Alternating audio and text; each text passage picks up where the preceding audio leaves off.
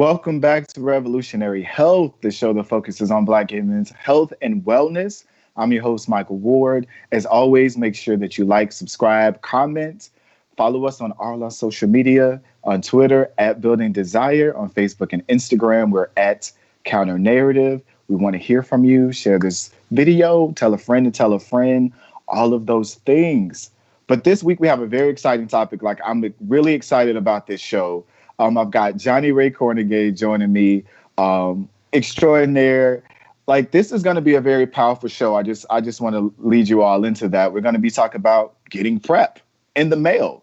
During COVID-19, we're pretty much stuck in the house. Most of us can't visit doctors. We're doing telehealth, all of these things here. But I just want to say, as you join in on the conversation as well, Johnnie, just how are you feeling as well? How's everything going with COVID-19 for you? And can you just kind of lead us into getting on PrEP and what is that experience about? Take us from the beginning to where you are now. We want to hear it all. Ooh, hey, Michael, it's always a pleasure. Thanks for having me back. So how am I? So let me start with my COVID-19 check-in. This has been a hard ass week. I just need to say that. Lots of family stuff that are things that I'm still navigating through, and we are still navigating through as a family. So that has made this week very difficult. So it's interesting that in the same week, I would have kind of this story that I'm going to tell about PrEP.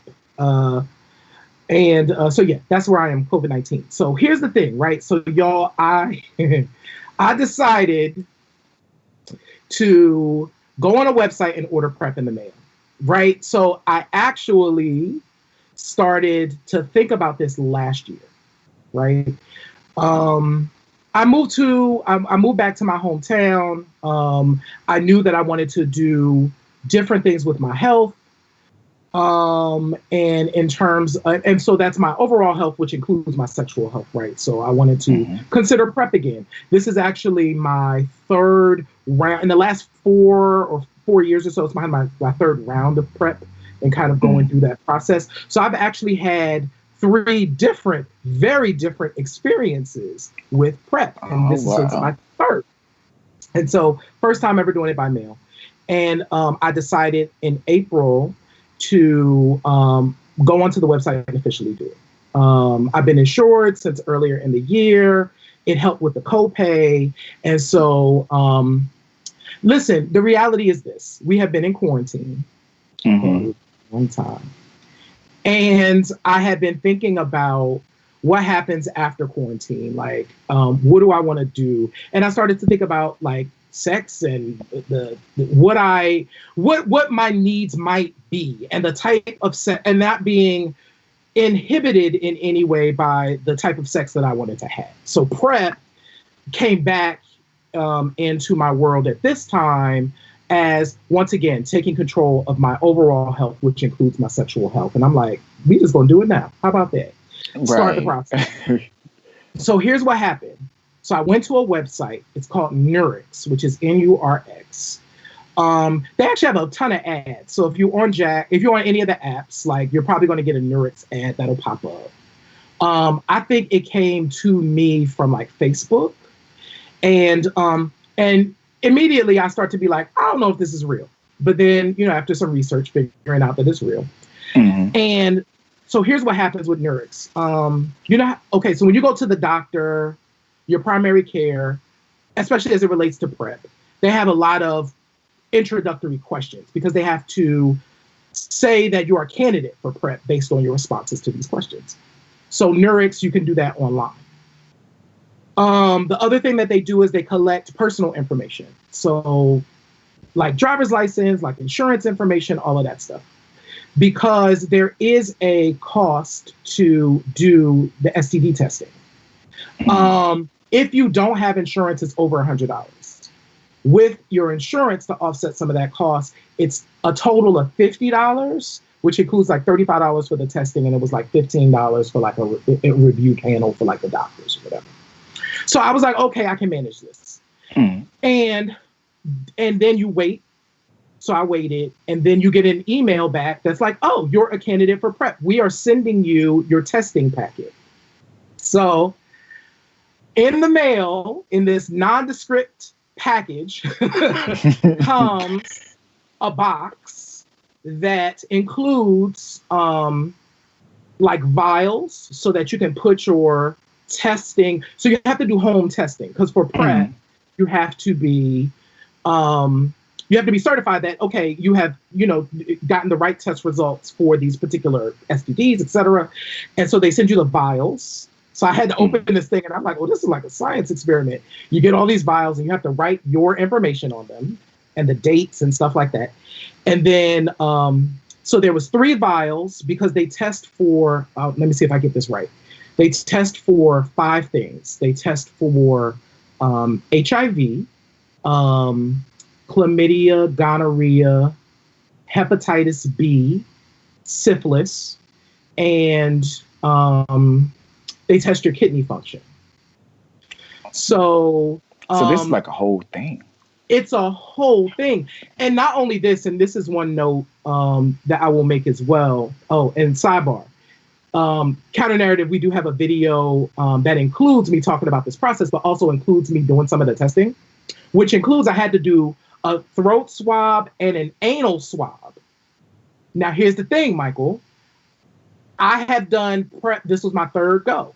The first 2, no one has ever swabbed the back of my throat, and I've never had an anal test. Like I've never had an anal. Every time I go, they be bending.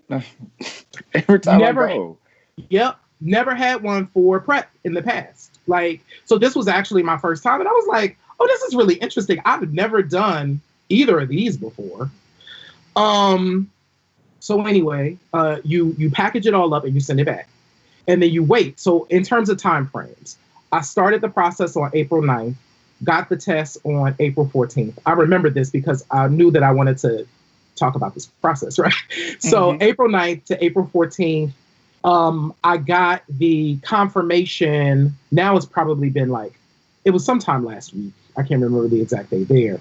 But I will say between when I sent the test back and when I got confirmation, it was about 2 weeks. So it was about April 28th. It was the, end of April. So a solid, 2 weeks. And then it took them about 7 days to send me my PrEP in the thing.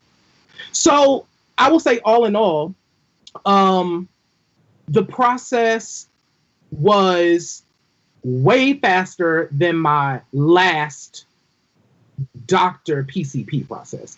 That process that I had with my insurance at that time, 2 years ago, took about 60 to 90 days. Like I had to go, and it was way more expensive because I had to go to my primary care, pay the $35. Then I had to go to a specialist and pay like $65. And then I had to drive like 20 miles from my house to do the specialist. So there's like gas and all of this stuff. And so there's this process. What we call barriers. Yes. And so I experienced barriers then. And so this process was definitely shorter than the second time that I did it. But I would say overall, my feeling is that the process worked for me.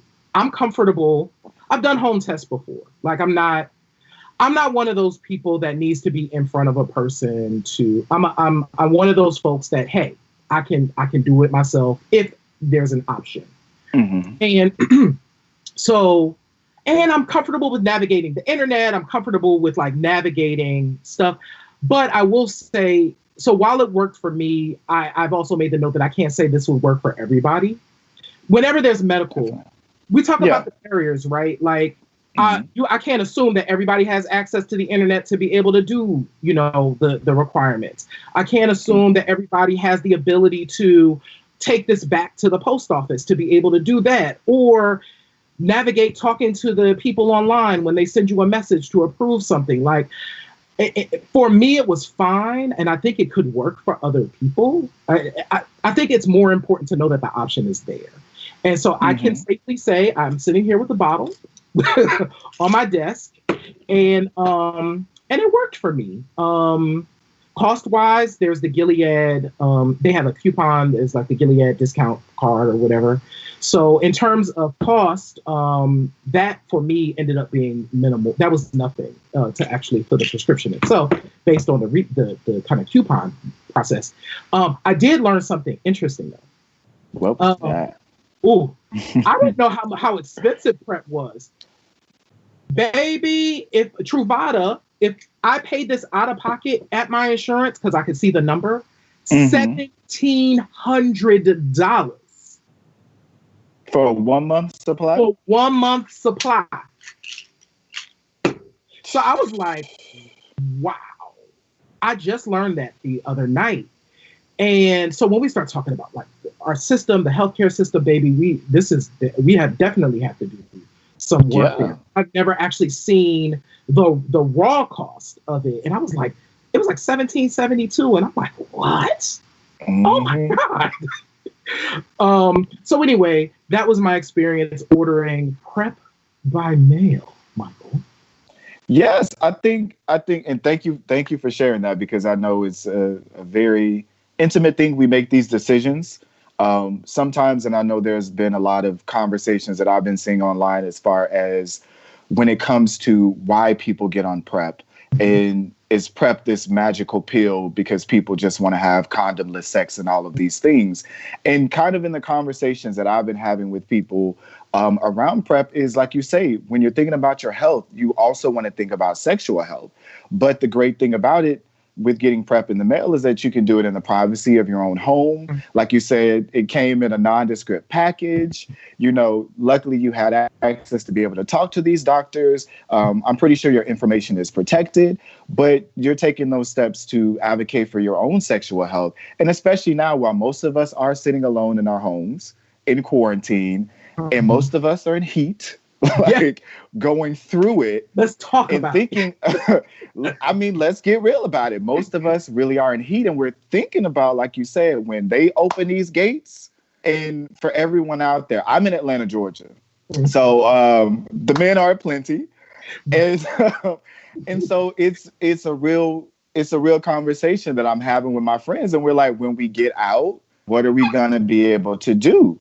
And when we do what we do, we want to make sure that we are advocating for our sexual health. So I think PrEP, as well, like the whole panel, the STI panel of syphilis, gonorrhea, like all of those things, to give it a inclusive feel, to make sure as well we're taking care of those things also with it, to have those decisions. But I just want to say, as far as because you said this is your third time, right? This is my PrEP, third round. Yeah. So I just from my own curiosity, as far as getting off and on of PrEP, was that for any specific reason? I know you said why you got back on it. Did you have a bad experience any other times? Was the process getting onto it, or is it just something that you just stopped? So both. I will say that the second time, my second round, I'm trying to make sure this is correct. No, actually, it was I think it was my second round was the first time that I had experienced, because there are some like minor side effects where like your stomach might hurt a little bit, or in terms of sleeping, there might be some like minor side effects that impact that as it relates to PrEP. And if you go to the CDC's website, they'll tell you kind of what the different things that you might encounter. And I experienced a couple of those like the second time around, but it was like, it happened, and then like 5 days later, it was like your body adjusts and it's fine. I didn't experience those like the first time, and I'm not experiencing them this time. So I don't know, what's different about my body from then. But I will say that the times that I've come off of PrEP, I would have stayed on PrEP the last time, but life happens, and Obamacare, I love it. Like, I love that it's there. As an independent contractor, like, I have to take care of my own insurance, and I had other things that I had to pay for. And so I came off of my insurance, and that's what impacted me. Now, I probably could have figured out a process, right? But that would have required me navigating the system again. And after doing that, like 60-day time frame the last time, I was like, you know what? It's okay. Right. Fine. 60 days? It was like realistically, who's waiting 60 days? So let me tell you what happened. Quarantine, 60 days? Nah. I ain't doing it. Right. And so what was so crazy about that second time was because I went to the clinic first that I went to the first time, who are amazing. In fact, I've shouted them out before on Revolutionary Health. There's some of our older shows. They were great. I went back to them again, and it was like, oh, now that you're insured, you got to go to your insurer. We can't touch it because So they literally were super nice again, but it was like, we can't do anything with this because now you have insurance. You got to go to them.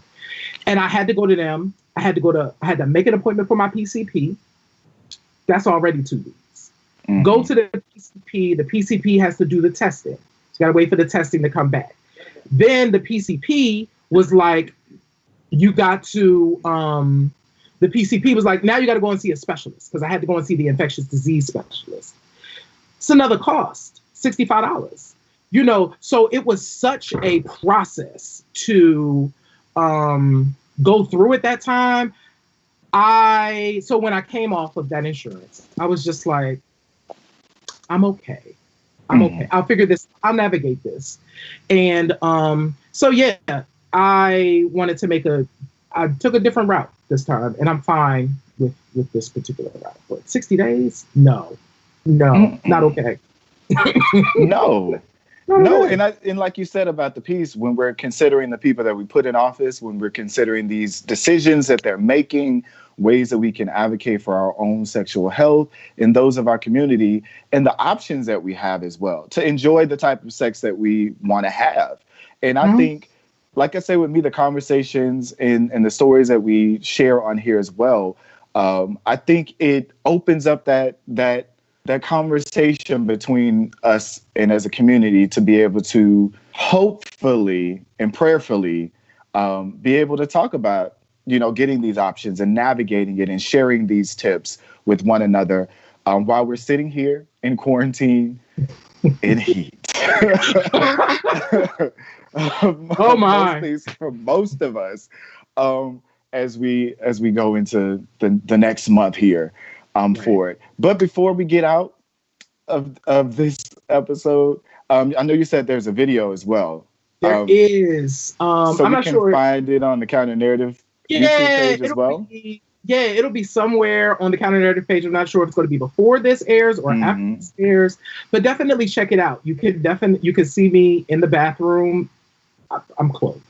You can see me in the bathroom, like swabbing like my throat and kind of like talking about the process. But I kind of give you kind of a behind the scenes part of the process, which was fine. And I talk about it in the video. This was so weird. Everything about the test was super easy. I don't know what it was about me giving blood that day, but I was like, maybe I didn't drink enough water. But I was like, baby, look, listen, you need to flow better forever to do the blood thing. But you get to see that in the video of me doing it. Oh my God, I can't wait to watch it. Thank you for just sharing your story and being so transparent and letting the people know what they can be doing while we're here. Before we get out of here, any last thoughts, cares, concerns that you want the people to know? Oh, I think if there's one thing I want to leave with folks is, Michael, you mentioned this, and I think it's so important. We have to make sure that we're vigilant about when we're talking about healthcare, that folks have access to be able to, if they're interested in PrEP or they're interested in advocating for their own personal health, we need to talk about that more, and we need to elect folks that are going to do that for us. So these are questions that we have to be asking of our elected officials and those running for elected office wherever we live. So make this a priority, not just for yourself, but for those folks who may not be able to speak up for themselves. Everyone has a voice, right? But some of us may not be able to speak up for ourselves as readily and as easily. So I would say for 2020 in particular, now we need to make that a priority for us in our community. Thank you, my brother. I appreciate you so much for joining me and for sharing your story and being transparent. And everybody out there as well, make sure that you check out the video, our YouTube page, all of our social medias. outlets as well. Twitter at Building Desire, Facebook and Instagram, The Counter Narrative. So thank you again for joining us for another week of Revolutionary Health. Leave your comments, your experience. Let us know. Tell a friend to tell a friend. Be good to yourself out there, everybody. Love you. Bye, everybody.